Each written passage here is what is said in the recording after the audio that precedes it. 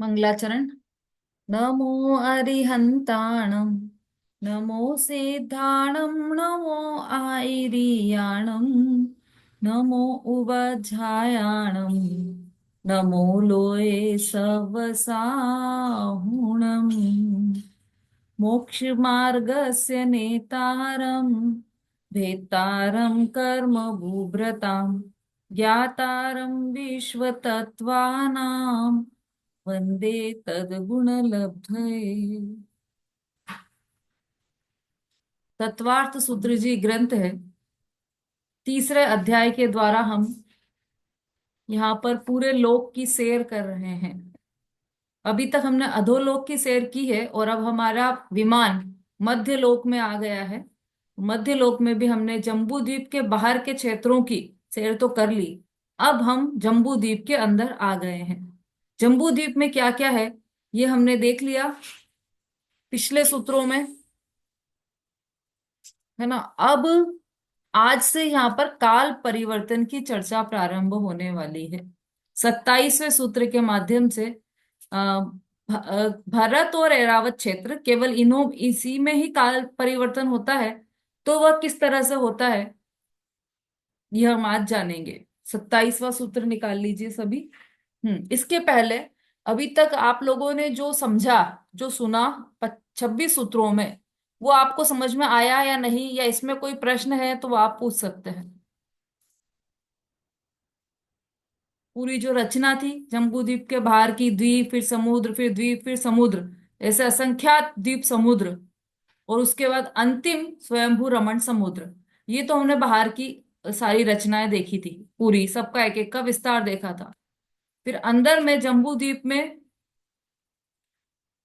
7 क्षेत्र, 6 पर्वतों के माध्यम से 7 क्षेत्र बने हैं, और इन 7 क्षेत्रों की अलग अलग व्यवस्थाएं हैं। 6 पर्वतों के नाम क्या है, 7 क्षेत्रों के नाम क्या है। उन पर्वतों पर सरोवर हैं, और सरोवर में देवियां हैं, रहती हैं, देवियों के महल हैं वो सब चर्चाएं हमने की, है ना। अच्छा, इसमें एक बात और ध्यान में रखने योग्य है कि भरत और एरावत क्षेत्र को छोड़कर बाकी के सभी क्षेत्रों के मध्य में नाभिगिरी एक पर्वत जैसा रहता है। वो स्वच्छ सफेद रंग का रहता है, नाभिगिरी बोलते हैं उसको। और वो भरत क्षेत्र में नहीं होता और एरावत क्षेत्र में नहीं होता, बाकी के क्षेत्रों में होता है। और बाकी के क्षेत्रों में भी, विदेह क्षेत्र में तो सुमेरु पर्वत है बीच में, इसलिए वहां भी नहीं होगा। तो बाकी जो बच गए क्षेत्र उसमें नाभिगिरी होता है। वह सफेद रंग का स्वच्छ श्वेत, बिल्कुल श्वेत ऐसे रंग का एक पर्वत जैसा होता है। जो ये नदियां हमने देखी थी हर क्षेत्र में से निकलने वाली, तो वो नदियां आधा आधा कोस छोड़कर इनकी प्रदक्षिणा देते हुए बहती हैं। ये नाभिगिरी पर्वतों की प्रदक्षिणा देते हुए ये नदियां बहती हैं। आप वीडियो में देखोगे ये तीन लोक की रचना के, या इसमें जम्बू द्वीप के वीडियो में, या फिर इसका जो चित्र बना हुआ है उसमें भी आप देखोगे मैप में, तो आपको दिखाई देगा कि इन क्षेत्रों में एक एक नाभिगिरी है, उसके आसपास से ये नदियां निकलती हैं। ठीक है, एक तो ये बात थी। दूसरा, उस दिन प्रश्न आया था एक किसी का कि वो जो नारकी रहते हैं उनके देह का, उनके शरीर का क्या होता है जब वो उनकी मृत्यु होती है, तब उनके शरीर का क्या होता है। तो वो हमने अध्ययन किया है। तो इसमें यही बात निकल कर आई है कि नारकियों का शरीर भी विलय को प्राप्त हो जाता है। जैसे कपूर उड़ जाता है, या जैसे मेघ बादल विघटित हो जाते हैं, ऐसे ही नारकियों का शरीर विलय को प्राप्त हो जाता है। एक बात और आई थी हमारी कि जो ये देवियां हैं, श्री देवी, ह्री, घृति, कीर्ति, ये सब जो देवियां हैं, क्या वह ब्रह्मचारियां होती है। तो वो हमने पता करा सारे उसमें से, ग्रंथों में से, और भी बात की है लोगों से। तो वहां पर यही पता चला है कि हाँ, वो सब ब्रह्मचारी ही होती हैं। स्वधर्म और ईशान इंद्र की सेवा में रहती हैं, लेकिन होती ब्रह्मचारी ही है। ठीक है, इतने तथ्य हमें नए पता चले हैं, वो आपको बता दिए। अब इनमें से और किसी का कोई प्रश्न हो तो वो पूछ सकते हैं। हाँ, मंजू जी बोली। जय जिनेन्द्र दीदी। हाँ जी। दीदी मैं ये पूछना चाह रही थी कि 45 योजन क्या बताया था आपने? जो सिद्ध शिला भी 45 योजन की है, और नीचे क्या पूरे द्वीप और समुद्र मिला के, ऐसा कुछ है क्या? अरे 45 योजन नहीं है, 45 योजन तो बहुत कम हो जाएगा, 45 लाख योजन। और जो यस यस, 45 लाख योजन। ये जो ढाई द्वीप है वो भी 45 लाख योजन का जितना है ये। हाँ। मतलब कौन सा ढाई द्वीप में क्या क्या आ गया? जम्बू द्वीप, हम्म। लवण समुद्र, हम्म। और धातकी खंड द्वीप, फिर हम्म। कालोदधी समुद्र, फिर पुष्करार्ध द्वीप, हाँ। और पुष्करवर समुद्र। नहीं, अरे केवल पुष्करार्ध, पुष्कर द्वीप भी पूरा नहीं आएगा। अच्छा अच्छा। पुष्कर द्वीप का भी आधा आएगा। पुष्करार्ध द्वीप। जी जी। पुष्करार्ध का नाम पुष्करार्ध क्यों है? नाम तो उसका पुष्करवर द्वीप है, लेकिन वो पुष्करवर द्वीप आधा, आधा है। आधा आधा है इसलिए है तो पूरा ही। पुष्करार्ध। लेकिन आधा वहां पे उसके आधी दूरी पर मानुषोत्तर पर्वत है, हाँ। उसके आगे मनुष्य नहीं होते हैं। तो वहां तक मनुष्य होते हैं, इसलिए वो ढाई द्वीप में ये सब आ गए। एक, दो और आधा, तो ये ढाई द्वीप हो गए। ठीक है, तो इन ये सब मिलाकर इनका योजन मिलाएंगे हम, तो 45 लाख योजन है, और वैसा ही सिद्धशिला 45 लाख योजन की। ठीक है, अब इसको आप जोड़ना कैसे जी हुआ जी ये जी। 45 लाख योजन। नाप निकालना इसका ऐसे कि जम्बू द्वीप कितना, फिर लवण समुद्र कितना, फिर घातकी खंड कितना, फिर कालोदधी समुद्र कितना, और पुष्कर। अपन ने उस दिन मैप में भी देखा था ये पूरे 45 लाख हो रहे थे। 45 लाख योजन। आप और अलग पर्सनली अपना करके देखना इसकी काउंटिंग कितना हो रहा है। हम्म। ललिता जी बोली। हाँ जी, जिनेन्द्र दीदी। हम्म। हाँ, मैं यूँ थी, ये भरत क्षेत्र, ऐरावत क्षेत्र और विजय क्षेत्र कर्म भूमि और भूमि दोनों है, बाकी सब भोग भूमि है। तो वहां से जीव मोक्ष, मोक्ष नहीं जाएगा ना वहां से। हाँ, भोग भूमि से मोक्ष नहीं जाता। हाँ। भोग भूमि से मोक्ष नहीं जाते। हाँ, वही वही कुछ।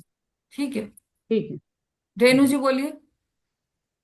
हाँ दीदी, जो आपने अभी ये कहा ना कि ये सारी देवियां मतलब ब्रह्मचारिणी होती हैं, लेकिन मेरे पास जो पुलक सागर महाराज जी की किताब है उसमें तो ये लिख रखा है कि मैं अभी आपको पढ़ के बताती हूँ नहीं नहीं, कि ठीक है, इन देवियों आपने एक मिनट, आपने उस दिन भी बोला था ये, लेकिन अब वो की। बाकी सारे ग्रंथों का आधार लेके भी तो यहाँ पर बोल रहे हैं ना। अब वो आप जिन्होंने लिखा जी उनसे प्रश्न करना, आपकी क्यों लिखा है ऐसा, कहाँ पर आगम का आधार मांगना आप, है ना। जी चलिए। ठीक है दीदी।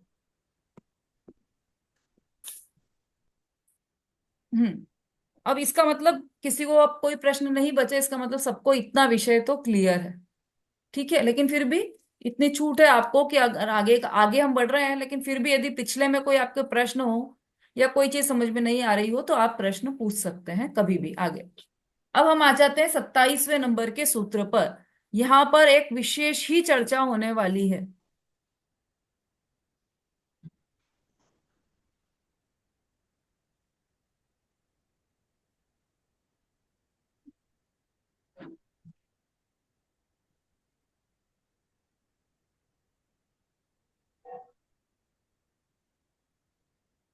ठीक है, अब इसमें देखिए 27वें नंबर के सूत्र पर, भरत और एरावत क्षेत्र में काल चक्र का परिवर्तन।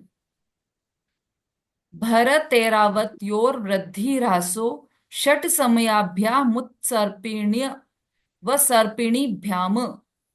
भरतेरावत्योर वृद्धि ह्रासो षट समयाभ्यामुत्सर्पिण्य व सर्पिणीभ्याम। सर्पिणी। पढ़िए मंजू जी। सर्पिणी। भरत ऐरावत योर वृद्धि हरासो सट समयाभ्या मुत सर्पिण्य व सर्पिणीभ्याम। हम्म। ठीक है, पंखा चला है ना? अब देखिए ये है ना, हम अ, देखिए ये है हम।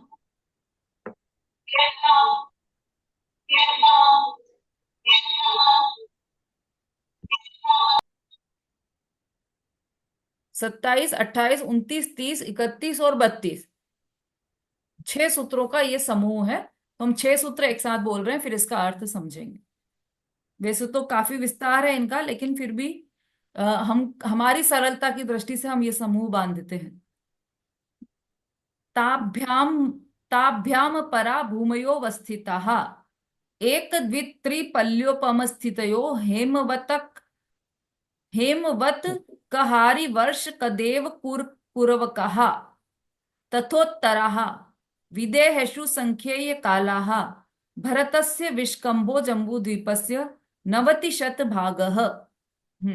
सारे सूत्र बोलकर दिखाइए, पूरे ये 6 सूत्र, रेणु जी। जी दीदी। भरतैरावतयो वृद्धिहासो षट् समयाभ्यामुत्सर्पणिव्य अवसर्पणिभ्याम् ताभ्यां परा भूमयो अवस्थितः एक पल्योपम स्थित्यो हेमवतक हरिवर्षक देव कुर्वकाः तथोत्तरा विदेहेषु संख्येय कालाः भरतस्य विष्कम्भो जम्बूद्वीपस्य 90 शतभागः। ठीक है, बहुत अच्छा। सबसे पहले इनका शब्दार्थ देखते हैं हम। पहला जो जी हमारा 27वां सूत्र है, उसमें है भरत एरावत योर वृद्धि ह्रासो षट समयाभ्यो यामु सर्पिण्य व सर्पिण्यभ्याम, है ना। अब इसमें आया षट समयाभ्याम। षट समयाभ्याम मतलब 6 कालों से युक्त। फिर इसमें देखिए उत्सर्पिण्य व सर्पिणीभ्याम, मतलब उत्सर्पिणी और अवसर्पिणी के द्वारा। 2 शब्द हो गए। तीसरा भरत एरावतयो हो, मतलब भरत और एरावत क्षेत्र में।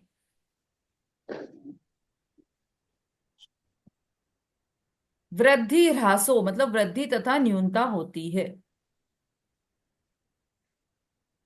ठीक है, फिर से एक बार। भरत एरावत यो मतलब भरत और एरावत क्षेत्र में जीवों के अनुभव आदि की, मतलब जो जिसकी चर्चा आगे करने वाले हैं उनकी। फिर वृद्धि ह्रासो मतलब वृद्धि तथा न्यूनता होती रहती है। षट सब समयाभ्यामु मतलब 6 कालों से युक्त। मुंह मुंह में उ मिला हुआ है ना। तो उत्सर्पिण्य व सर्पिणीभ्याम मतलब उत्सर्पणी और असर्पणी के द्वारा। ये 6 भाग होते हैं ना, 6 कालों से युक्त। सकाल। काल कैसे होते हैं? उत्सर्पणी और अवसर्पणी वाले। अब इसको हम थोड़ा सा समझते हैं। 6 कालों से युक्त उत्सर्पणी और अवसर्पणी के द्वारा भरत और एरावत क्षेत्र में जीवों के अनुभवादि की वृद्धि हानि होती रहती है। भरत और एरावत क्षेत्र वो तो ध्यान आ गए होंगे सबको। एक उत्तर में है और एक दक्षिण में, जम्बू द्वीप के। एक बिल्कुल उत्तर में है, इधर से लास्ट है, और एक उधर से लास्ट है। तो इन दोनों में ही उत्सर्पणी और अवसर्पणी के द्वारा 6 कालों से युक्त होने के कारण 6 काल होते हैं यहाँ पर। उसमें जीवों के बहुत सारी चीजों की वृद्धि भी होती है और कुछ की हानि भी होती है। कैसे होती है वो यहाँ पर बताने वाले हैं। अब देखिए, 20 कोड़ा कोड़ी सागर का एक कल्प काल होता है। एक कल्प काल 20 कोड़ा कोड़ी सागर, 20 करोड़ में 20 करोड़ का गुणा करो, इतना एक कल्प काल होता है। उसको एक कल्प काल बोलते हैं। उसके 2 भेद हैं, एक कल्प काल के 2 भेद हैं। तो उत्सर्पणी और असर्पणी, ये 2 भेद हैं। अब उत्सर्पणी मतलब जिसमें जीवों के ज्ञानाधिक की वृद्धि होती है, ज्ञान वगैरह सब चीजों की वृद्धि वृद्धि होती है, उसे कहा उत्सर्पिणी। और अवसर्पणी मतलब घटना, घटता हुआ क्रम में किसकी? जिसमें जीवों के ज्ञान की भी हानि होगी, घटेगी, घटेगा। और भी चीजें, शरीर, आयु, ये सब घटते हुए क्रम में रहेगा। तो उत्सर्पणी और अवसर्पणी। तो 20 कोड़ा कोड़ी सागर का ये एक कल्प काल है। उसमें उत्सर्पणी काल और अवसर्पणी काल दोनों होते हैं। अब अवसर्पणी में कितने होते हैं ये बता रहे हैं। तो अवसर्पणी के 6 भेद हैं। 6 प्रकार के अवसर्पणी काल हैं, मतलब 6 अवसर्पणी काल हैं। पहला है सुषम सुषमा। पहले तो 2 शब्द याद कर लीजिए आप, सुषमा और दुष्मा। इसका अर्थ है सुखमा, इसको सुखमा भी बोल सकते हैं, सुखमा और दुखमा। ये 2 प्रकार के। तो सुखमा मतलब जो सुखमय रहे, और दुखमा मतलब जो दुखमय रहे, है ना, जहां पर तकलीफें हो वो दुखमा। और जहां पर शरीर का मतलब शरीर की अनुकूलताएं हो वो सुखमा। ये दो प्रकार के। अब इसके दो प्रकारों में,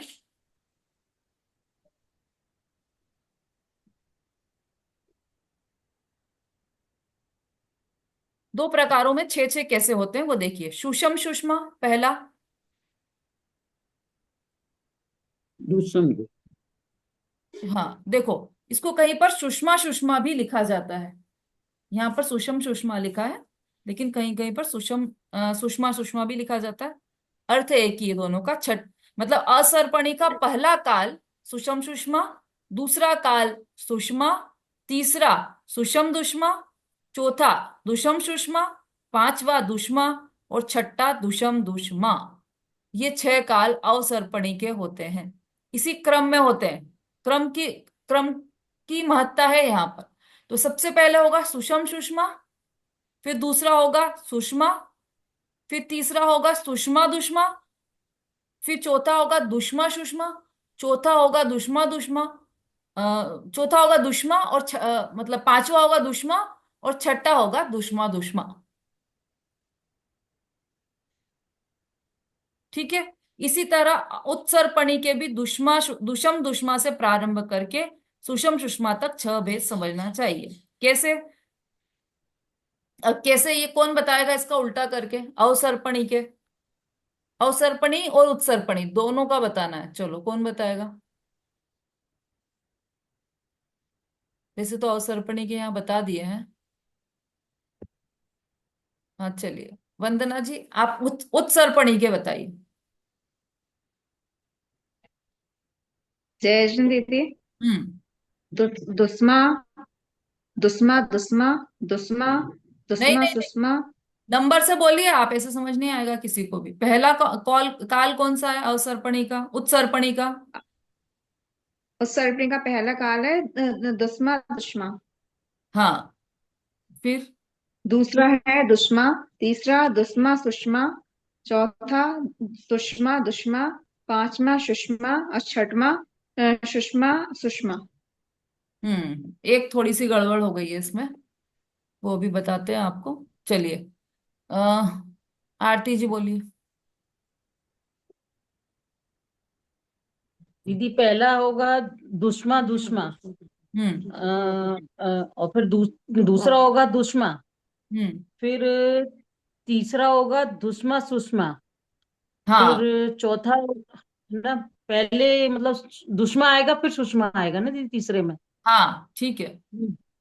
हाँ, और फिर ये तीसरा हो गया। चौथा हो गया फिर दुश्मा सुषमा। और फिर सुषमा पांचवा और फिर छठवा सुषमा सुषमा। हम्म। छठा। ठीक है, सही बताया आपने। अब उस अवसर्पणी के भी बताइए। अब सरपणी के हैं सुषमा सुषमा, दूसरा सुषमा, तीसरा सुषमा दुष्मा, और चौथा दुष्मा सुषमा, पांचवा दुष्मा और छठवा दुष्मा दुष्मा। बिल्कुल ठीक है।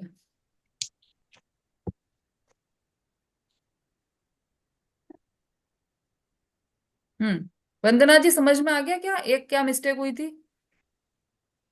जी दीदी। ठीक है। चलिए, तो ये इस तरह से छह उत्सर्पणी और छह अवसर्पणी, इस तरह से ये काल होते हैं। अभी तो सबको पता होगा अभी क्या चल रहा है, उत्सर्पणी चल रहा है या अवसर्पणी चल रहा है ना? अभी हुंडाव सर्पणी काल चल रहा है। और इसको हुंडाव सर्पणी क्यों बोलते हैं ये भी बताएंगे आपको। पर ये अवसर्पणी है, तो अवसर्पणी है इसलिए इसके बाद कौन सा काल आने वाला है? दुखमा दुखमा। हाँ, दुखमा। छठा काल।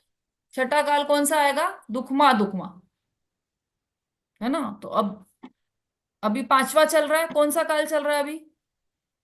दुखमा। दुखमा काल चल रहा है, बिल्कुल ठीक है। अब देखिए, सुषम सुषमा का काल चार कोड़ा कोड़ी सागर। काउंट करते जाना आप। चार कोड़ा कोड़ी सागर सुषमा सुषमा, फिर उसके बाद तीन कोड़ा कोड़ी सागर सुषमा, फिर उसके बाद दो कोड़ा कोड़ी सागर सुषमा दुष्मा, फिर एक कोड़ा कोड़ी सागर में 42,000 वर्ष कम, ये सुषमा दुष्मा, और 21,000 वर्ष का दुष्मा, और दुष्मा दुष्मा है 21, वो भी 21,000 वर्ष का है। दुष्मा दुष्मा मतलब अति दुष्मा। कितने होगा ये टोटल? किसी ने काउंट किया क्या? जोड़ा क्या? कैलकुलेटर भी है आपके पास, कैलकुलेटर से भी जोड़ सकते हो।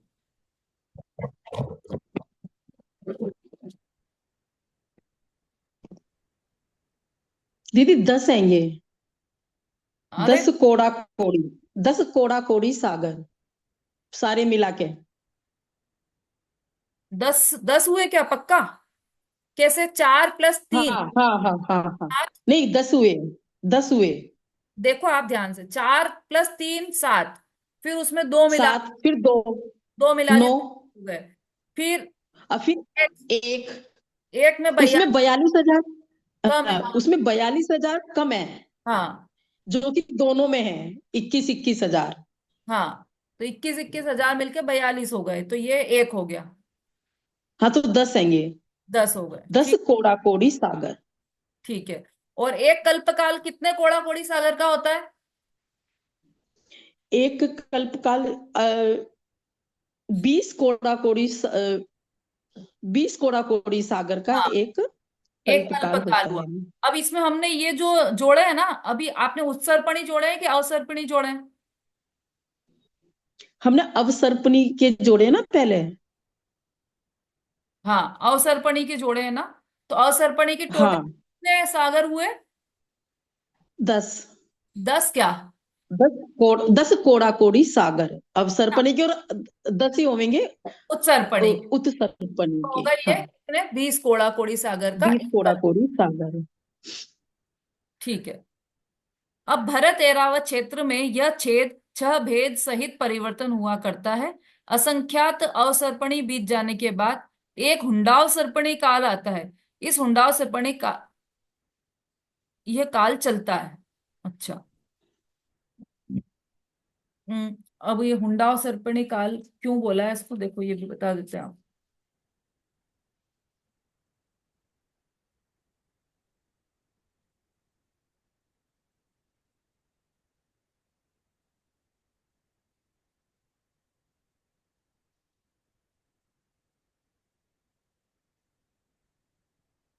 बहुत सारे ग्रंथ लेकर बैठते हैं ना, तो फिर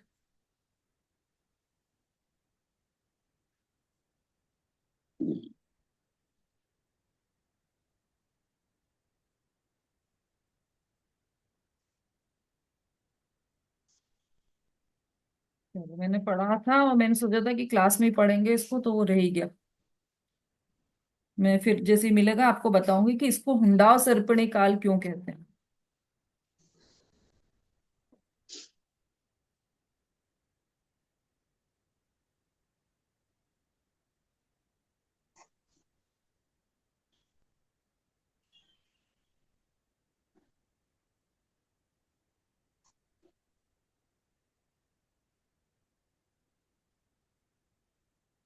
चलिए, अब अभी तो मुश्किल लग रहा है मिलना।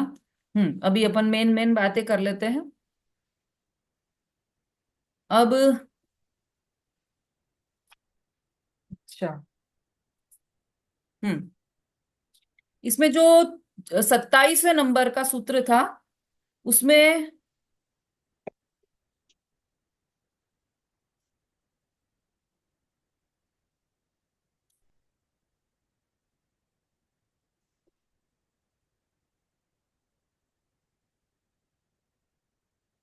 चलो ये निकल गई बात, लेकिन ये एक बात ये भी थी कि जो भरत क्षेत्र का विस्तार बताया था, वो कितना था भरत क्षेत्र? चलो अभी 32वें सूत्र पर आएंगे ना, तब हम समझेंगे, उसको छोड़ दीजिए अभी आप। अभी आप काल पर ही आ जाइए।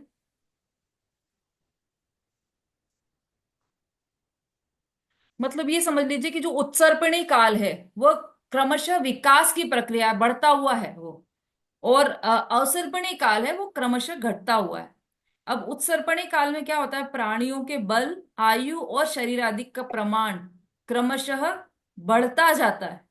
उत्सर्पणी ना तो बढ़ता जाता है, और अवसर्पणी में उसी क्रम से घटता जाता है। क्या क्या घटेगा?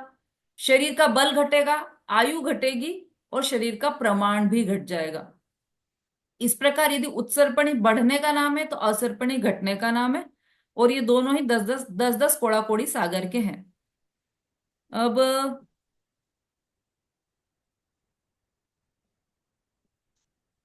हम्म।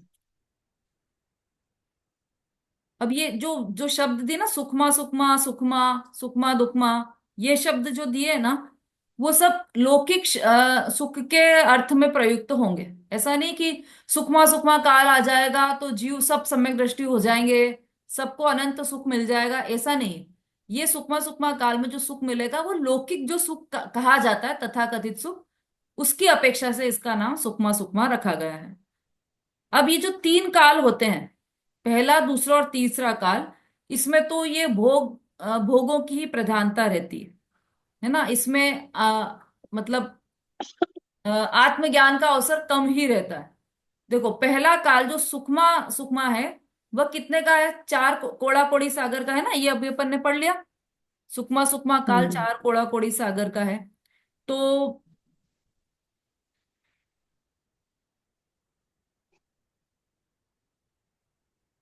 अभी जो पांचवा काल चल रहा है वो कितने कितने साल का है?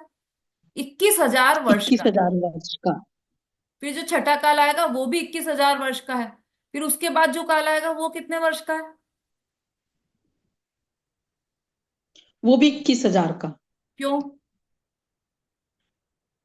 दीदी क्योंकि वो अवसर्पणी काल शुरू हो जाएगा ना उसके बाद, इसके हाँ, हाँ, उत्सर्पणी काल। ठीक है, बिल्कुल सही बोला आपने। अभी क्या चल रहा है? अवसर्पणी चल रहा है। अवसर्पणी काल का पंचम अभी काल है। अवसर्पणी चल रहा है, उसके बाद उत्सर्पणी चालू हाँ। होगा ना, तो वापस छठा काल आएगा।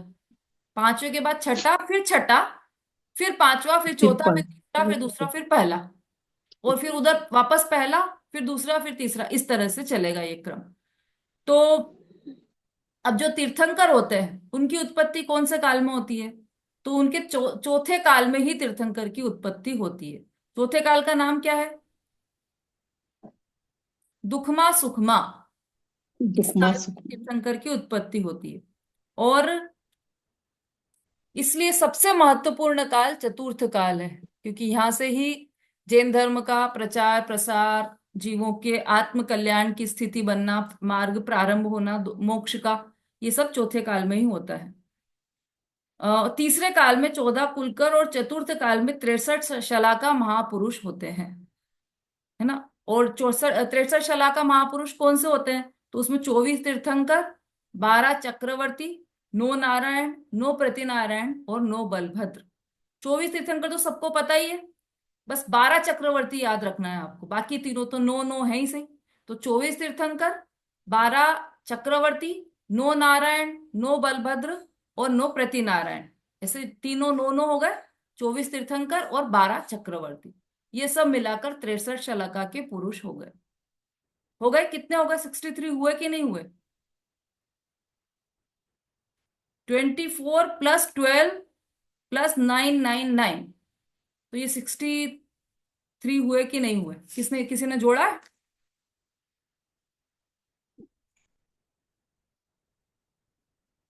हाँ जी। दीदी, दीदी 24 तो तीर्थंकर हो गए, 12 चक्रवर्ती हो गए, तो 36 हो गए, और 36 और 27 63 हो गए। हाँ, बढ़िया, बिल्कुल सही। कुंद प्रभा जी बोलिए। नहीं दीदी, मैं तो वो बता रही थी, वो हुंडा सरपणी काल क्यों पड़ा, इसमें ठीक। ही नीचे नीचे आया है ना। हाँ, बोलिए, किसमें, इसी में है क्या? हाँ, ये अभी प्रदीप का ही में है ना, तब तो के नीचे आप जो पढ़ रहे हैं ना, उसी के नीचे ही है, सबसे नीचे। हाँ, ठीक है। हाँ, असंख्यात काल, मतलब चलो इसमें क्रम से आएगा तभी पढ़ेंगे अपन। हाँ, अभी चलते जाइए इसको। ये इस तरह से 63 शलाका महापुरुष हो गए।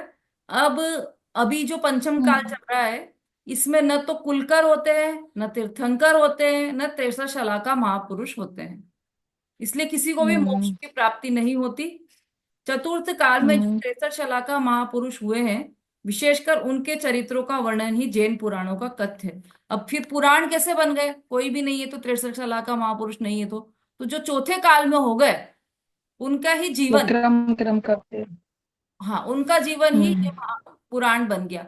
जो भी जैसे अब 24 तीर्थंकर पुराण है, तो वो चौथे काल में उत्पन्न हुए थे, उनका ही जीवन ये पुराण बन गया। और बाकी सतिया वगैरह जो भी हुए हैं सब पहले 63 शलाका के पुरुष, राम, लक्ष्मण, है ना, और युधिष्ठिर, ये सब का, कृष्ण बलराम। ये सब, हाँ बिल्कुल सही, ये सब ही पुराने चतुर्थ काल के थे।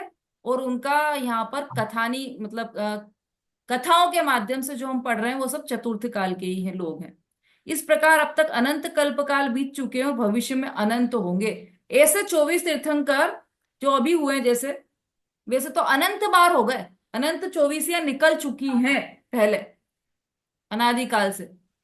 और अभी और भविष्य में भी बराबर। अनंत 24 होने वाली हैं, क्योंकि काल कब का है, अनादि से है और अनंत काल तक रहेगा। जीव कब का है, बराबर। वो भी अनादि से था और अनादि अनंत से। काल तक अनादि रहेगा, से। है ना। जी। पुराण पुरुष है कौन, कौन है पुराण पुरुष? हम्म, पुराण पुरुष किसे कहा, कोई बता। आत्मा को। हाँ बिल्कुल सही, आत्मा किसकी? मैं, मेरी स्वयं, मेरी। हाँ, तो पुराण पुरुष कौन मैं हुआ? स्वयं। तो मैं स्वयं ही हुआ ना मैं पुराण। स्वयं।